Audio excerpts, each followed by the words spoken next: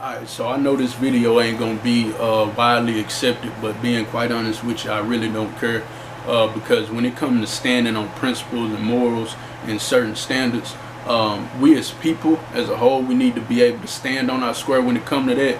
But in this particular instance, men, we got to be able to stand on our square as men and not allow certain things to be normalized. Now, don't get me wrong, I'm not encouraging or anything like that for a man to operate with toxic traits, because that is a such thing. There are toxic traits that we shouldn't have as men. But when I see agenda being pushed that, oh, everybody need to be accepting of this, accepting of that, and then a man is looked at as toxic when he stand up and say, nah, that ain't cool, or whatever the case may be. And there's specific examples, but being that I'm new to this toxic masculinity stuff or whatever the case is, I don't know the exact examples to use.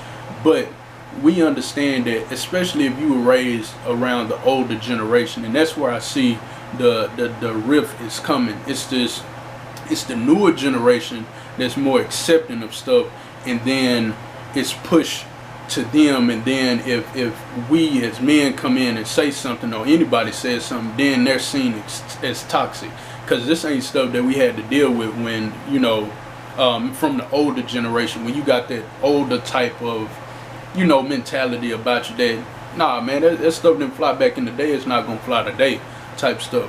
And so man, we got to be able to stand on our square when we know there's an agenda to push stuff that's not of a man. And you know, and let me give an example of why I have such an issue with it, because normally I'm not going to share my opinion too much unless it's some bull being promoted. So let's say, you know, certain people have their lifestyle, and I'm not trying to, you know, disrespect nobody or anything like that, but I have to use this as an example to show you what I mean by how we have to operate with certain things. If you live a certain lifestyle and it's a big conflict behind it or whatever the case may be. Now, I'm not talking about some extreme stuff like that deal with kids or whatever the case may be. Like, you know, keep it in context of some things that, okay, some people do it, some people don't. It's an argument around if it should be allowed. Keep it along those lines. But if you have a certain lifestyle and you're not promoting it to other people to jump on board with it, especially you're not promoting it to kids, I don't care. Do what you do.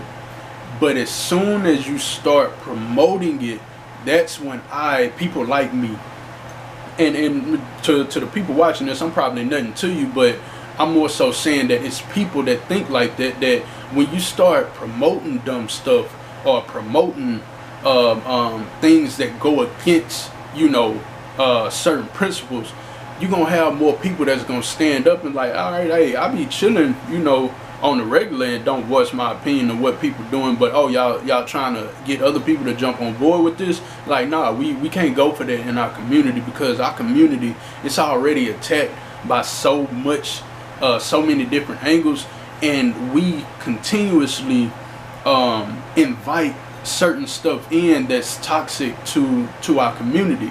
So when you have a man standing up to certain things and saying no, we can't label that dude as being toxic, because he's trying to uphold the principles of what a man is, or at least what a man used to be, because now the image of what a man is starting to change, and it's on some old weird stuff, and we can't be having it. So this is more along the lines of what I'm talking about, as far as you standing up saying no to certain agendas and no to certain stuff. That's not toxic, man. All men need to stand on their square and not allow certain things to be pushed to our community.